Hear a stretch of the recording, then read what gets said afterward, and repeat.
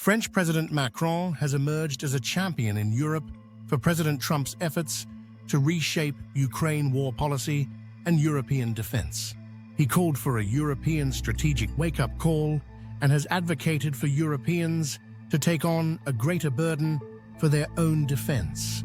Mr. Macron has invited Mr. Trump to Notre Dame Cathedral in Paris in November and held talks with Mr. Trump and Ukrainian President Zelensky.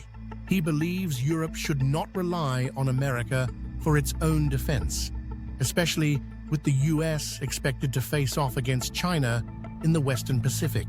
Europe, NATO, and the European Union have a vested interest in an effective US challenge to China. President Macron is urging Europe to take responsibility for its own defense and not rely solely on the US.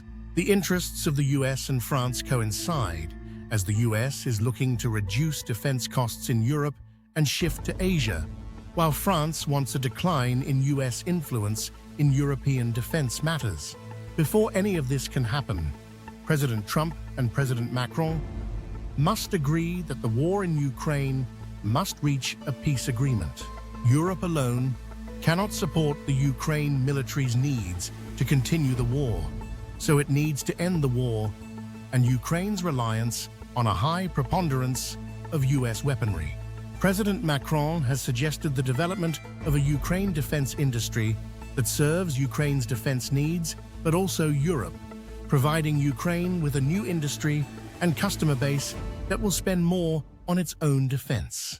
He also needs to persuade European leaders to commit a substantial number of peacekeepers for an extended period, acting as a genuine deterrent against future Russian aggression. Both President Macron and President Trump share similar goals for long-term European security, but the obstacle to reaching this new security concept is the end of the Ukraine war and the demands of both Ukraine and Russia. A peacekeeping force that is big enough to satisfy the Ukrainians is beyond the capability of European NATO and would likely be rejected by Russia as just one of the hurdles.